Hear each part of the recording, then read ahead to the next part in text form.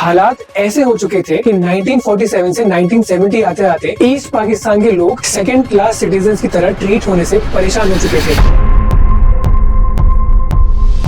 अब लड़ाई officially start हो चुकी थी और अगर यही चीज ठीक 2.5 घंटे पहले हुई होती तो शायद हिस्ट्री का रुख कुछ और हो सकता था। उसने पाकिस्तानी अथॉरिटीज को चिंता में डाल दिया था कि ये तो सोवियत नेवी ने पाकिस्तान पर ही अटैक कर दिया है। मिसाइल हिट से इस पर लाए एम्यूनिशन एक्सप्लोड कर जाते हैं और पूरा शिप एक बड़ा आग का गोला बन जाता है। 11:50 पर कमांडर यादव शिप्स को वापस लौटने का ऑर्डर देते हैं और नेवी चीफ एडमिरल नंदा को मैसेज भेजते हैं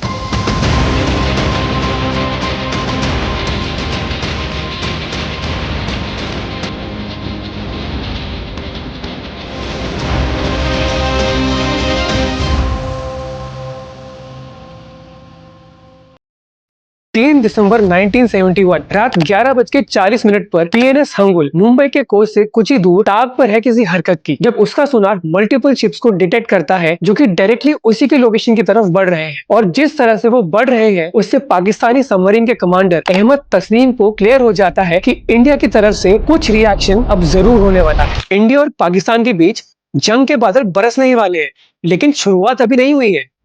दोनों देश एक दूसरे को देख रहे हैं कि कौन जंग छेड़ता है। ऐसा ही एक डिसीजन कमांडर तस्नीम को भी करना है। अगर वो इंडियन नेवी के शिप्स पर अटैक कर देते हैं तो ये ही जंग की शुरुआत हो जाएगी, लेकिन वो सबमरीन को पानी में और नीचे ले जाते हैं और अब एक जंग खुद पाकिस्तानी सबमरीन के अंदर शुरू हो चुकी है, कमांडर तस्नीम और उनके सबॉर्डिनेट्स के बीच, जो कि उनके इस डिसीजन का चैलेंज कर रहे हैं। लेकिन कमांडर की जिम्मेदारी निभाते हुए वो वॉर के ऑफिशियल डिक्लेरेशन का वेट करने का डिसाइड करते हैं। इंडियन नेवी की वो शिप्स सुबह 3 बजे तक बिल्कुल आराम से आगे बढ़ जाते हैं अपने मिशन के लिए, जो कि उस वक्त उनका अपना क्रू भी नहीं जानता था एक्सेप्ट उनके कैप्टन के। अगर पाकिस्तानी सबमरीन के कमांडर तस्नीम को इन शिप्स के मिशन के बारे में पता होता तो उनका फैसला शायद कुछ और ही होता। वो शिप्स इंडियन नेवी के वेस्टर्न नेवल कमांड से थे और उस वक्त पाकिस्तानी रिएक्शन से इंडिया को डिफेंड करने के लिए पेट्रोलिंग पर थे, क्योंकि Indian navy operation Trident launch करने जा रही थी, जो एक सरप्राइज अटैक था पाकिस्तान के लार्जेस्ट पोर्ट कराची पर।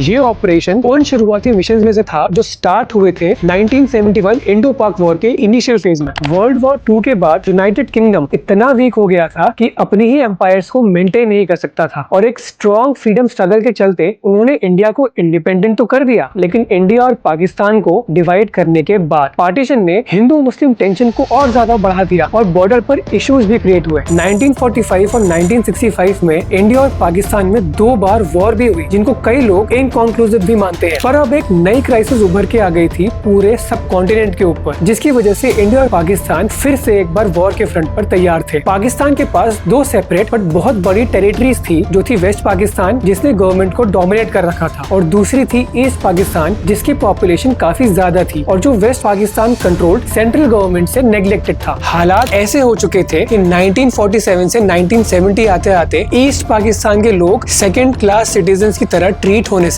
परेशान हो चुके थे और अब ऑटोनॉमी की डिमांड करने लग गए थे। 1970 में हुए जनरल इलेक्शंस में ईस्ट पाकिस्तान की प्रो ऑटोनॉमी पार्टीज को एब्सोल्यूट मेजॉरिटी के साथ जीत मिली, जिसकी वजह से उनकी गवर्नमेंट सेंटर में आनी चाहिए थी, लेकिन वेस्ट पाकिस्तान ने ऐसा होने नहीं दिया और इनफैक्ट ईस्ट पाकिस्तान के ही शेख मुजीबुर रहमान और बाकी लीडर्स को ही अरेस्ट कर लिया।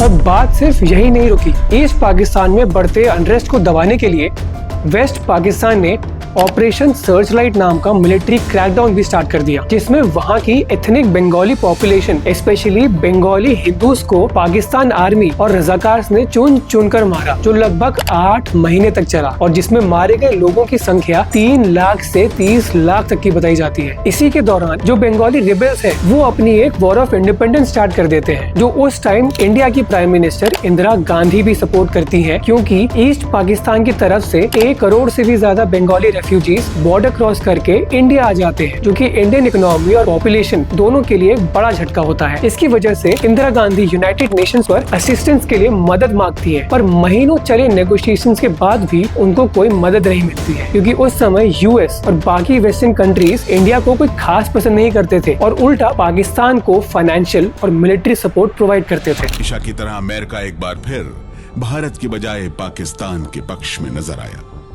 इंदिरा इससे खासी नाराज थी। इस वजह से इंदिरा गांधी के पास इंडियन इकोनॉमी और लोगों को प्रोटेक्ट करने का सिर्फ एक ही ऑप्शन बचता है, इंडियन मिलिट्री को यूज करके ईस्ट पाकिस्तान से वेस्ट पाकिस्तान की फोर्सेस को बाहर निकालने का। 28 अप्रैल 1971 को इंदिरा गांधी अपनी तीनों फोर्सेस के चीफ्स को वॉर के लिए प्रिपेयर करने का ऑर्डर देती हैं। वो चाहती है कि ये वॉर जल्द से जल्द हो ताकि सिचुएशन नॉर्मल हो पाए। वॉर की तैयारी करो, सिर्फ तैयारी, नो इमीडिएट एक्शन।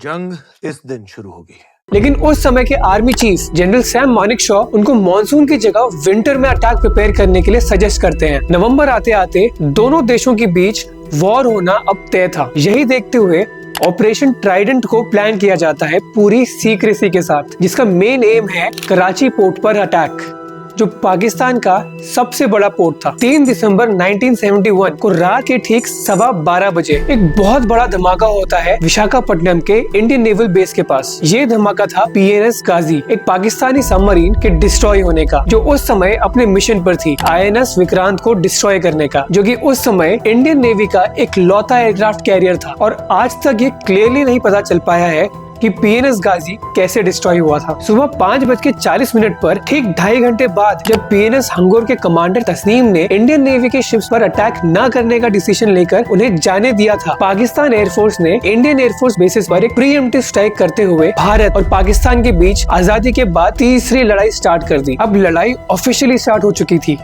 और अगर यही चीज ठीक 2.5 घंटे पहले हुई होती तो शायद हिस्ट्री का रुख कुछ और हो सकता था। 4 दिसंबर 1971 की दोपहर में इंडियन नेवी के 5 शिप अपनी पोजीशन मेंटेन कर रहे हैं काठियावाड़ पेनिनसुला से कुछ ही दूर, जब उनके कमांडर भभरूभान यादव ने इस फ्लीट को आगे बढ़ने का ऑर्डर दिया। अब ये छोटी सी फ्लीट नॉर्थ वेस्ट में एरोहेड फॉर्मेशन में आगे बढ़ने लगती है। थोड़ा आगे बढ़ने पर उनको एक टैंकर शिप INS पोषक भी ज्वाइन करता है, जो इनके मिशन में इनके साथ रहेगा। अब इन शिप से बना ये पूरा कराची स्ट्राइक ग्रुप आगे बढ़ता है, जो कि ऑपरेशन ट्राइडेंट को अंजाम देगा। इस बेड़े में 3 विद्युत क्लास मिसाइल बोट्स हैं, INS निपात, INS निर्घाट और INS वीर, जो कि सोवियत ओरिजिन के Styx surface to surface missile से लेस है, जिनकी रेंज 40 नॉटिकल माइल्स यानी लगभग 74 किलोमीटर है। लेकिन इन मिसाइल्स में प्रॉब्लम ये है कि ये मिसाइल सोवियत रशिया में भी नेवल डिफेंस के लिए यूज की जाती थी और अटैक करने के लिए नहीं, तो ये एक रिस्की इनोवेशन भी होने वाला था। इन छोटी बोट्स को एस्कॉर्ट कर रहे थे 2 Arnala class corvettes, INS Kiltan और INS कच्छाल। इनका प्लान था कि कराची के बाहर के डिफेंसेस को तोड़कर कराची पोर्ट पर अटैक करना, जहां पर ये मिसाइल पोर्ट पर सीधे निशाना साधती। अब जैसे ये बेड़ा आगे बढ़ता है, द्वारका के पास आके INS कच्छाल वहीं पर रुककर डिफेंसिव पेट्रोलिंग स्टार्ट कर देता है, ताकि ये बेड़ा वापसी में सेफ रहे। इन शिप्स के लिए एक बड़ा चैलेंज ये था कि कराची की तरफ बढ़ते हुए इन्हें पाकिस्तानी कोस्ट से 250 नॉटिकल माइल्स यानी लगभग 460 किलोमीटर्स दूर रहना था, वरना पाकिस्तानी एयरफोर्स इन्हें डिटेक्ट कर सकती थी, क्योंकि पाकिस्तानी एयरक्राफ्ट की रेंज 250 नॉटिकल माइल्स तक ही थी। लेकिन यहाँ एक बड़ा एडवांटेज भी था, पाकिस्तानी एयरक्राफ्ट के पास नाइट फ्लाइंग कैपेबिलिटी नहीं थी। इसका मतलब सनसेट के बाद, जो उस दिन शाम 6:12 पर होना था, इंडियन शिप्स रात में धीरे धीरे आगे बढ़ सकते थे, ताकि रात के अंधेरे में वो कराची के ज्यादा से ज्यादा नजदीक पहुंच सके। रात के ठीक 10:30 पर ये शिप्स कराची कोस्ट से 70 नॉटिकल माइल्स की दूरी पर पहुंच गए थे, और तभी INS निपात ने रडार पे हरकत डिटेक्ट करी उनकी पोजीशन से बस 20 मील की दूरी पर। कमांडर यादव, जो INS निपात पर है, जानते थे कि पाकिस्तान एक 75 माइल्स का एक्सक्लूजन जोन डिक्लेयर किया है रात के समय सारे सिविलियन शिप्स के लिए, तो उन्होंने अंदाजा लगाया कि रडार पे ब्लिप किसी पाकिस्तानी नेवी शिप का ही था, था जो कि पेट्रोलिंग कर रहा होगा, और वो सही भी थे। ये शिप था PNS खैबर, एक बड़ा बैटल क्लास डिस्ट्रॉयर जिसने इस छोटे से बेड़े को अपने रडार पर आगे बढ़ते देख लिया था। और ठीक इसी समय INS किल्तन के रडार पर भी एक बड़ा अनआइडेंटिफाइड टारगेट डिटेक्ट हुआ 36 माइल्स पर। कमांडर यादव ने यहाँ बिना रुके मिसाइल बोट्स को टारगेट पर रडार लॉक करने का ऑर्डर दे दिया और 10:40 पर INS निर्घात को भी मिसाइल लॉन्च करने के लिए जरूरी रडार लॉक मिल गया और उन्होंने एक स्टिक्स मिसाइल PNS खैबर पर फायर कर दी। स्टिक्स मिसाइल एक सोवियत डिजाइन की सिंपल एनालॉग इलेक्ट्रॉनिक्स और अच्छे रॉकेट बूस्टर्स वाली मिसाइल थी जिसमें 1000 पाउंड या फिर 450 किलोग्राम एक्सप्लोजिव आ सकते थे। PNS खैबर पर लुकआउट ड्यूटी करते हुए सोल्जर ने 10:45 पर ये मिसाइल देखी और शिप के क्रू को बता दिया। पूरा वॉरशिप अब अटैक के लिए रेडी हो गया था और पहली बार जब सभी ने मिसाइल को आते हुए देखा तो उन्हें लगा कि वो एक इंडियन फाइटर एयरक्राफ्ट है और वो एंटी एयरक्राफ्ट गन फायर करने लगते हैं, पर तब तक बहुत देर हो जाती है और कुछ ही सेकंड्स में वो मिसाइल शिप को हिट कर देती है और एक साइड के हिस्से को बुरी तरह से डैमेज कर देती है, जिसके कारण उसके इलेक्ट्रॉनिक स्टेशन पर एक बॉयलर रूम में धमाका हो जाता है और पूरे शिप में पावर फेलियर हो जाता है। अंधेरे में डूबा हुआ PNS खैबर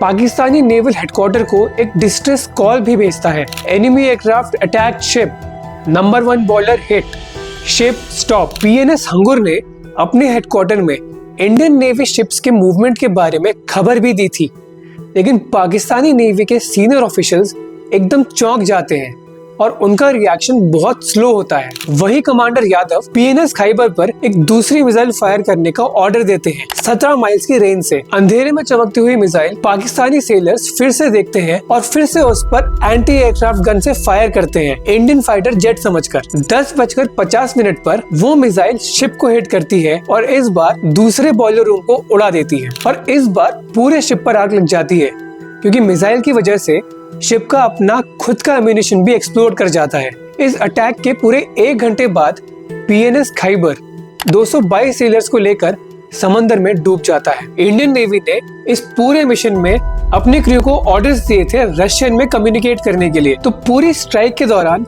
सारे इंडियन शिप्स आपस में रशियन में बात कर रहे थे पाकिस्तानी फोर्सेस को कंफ्यूज करने के लिए। और बाद में ऐसा भी पता चलता है कि जो रशियन में बातचीत इंडियन शिप्स की पाकिस्तानी फोर्सेस ने इंटरसेप्ट करी थी, उसने पाकिस्तानी अथॉरिटीज को चिंता में डाल दिया था कि ये तो सोवियत नेवी ने पाकिस्तान पर ही अटैक कर दिया है। अब ये छोटा जंगी बेड़ा दूसरे रडार टारगेट पर फोकस करता है जहां इनको 2 टारगेट्स दिखते हैं। पहला है cargo ship MV Venus challenger और दूसरा उसका एस्कॉर्ट पाकिस्तानी नेवी का एक और डिस्ट्रॉयर PNS शाहजहां। रात 11 बजे INS निपात इन दोनों पर एक स्टिक्स मिसाइल फायर करता है। उसके बाद INS निपात अपने मेन टारगेट कराची पोर्ट पर मौजूद कमारी ऑयल स्टोरेज टैंक्स की तरफ बढ़ता है और 18 माइल्स तक क्लोज आ जाता है, अपने टारगेट पर फायर करने के लिए तैयार। इसी बीच INS निपात की पहली मिसाइल MV वीनस चैलेंज पर डायरेक्ट हिट करती है। ये शिप एक ब्रिटिश कार्गो वेसल था जो पाकिस्तानी नेवी ने चार्टर किया हुआ था अपने एम्यूनिशन को कैरी करने के लिए। मिसाइल हिट से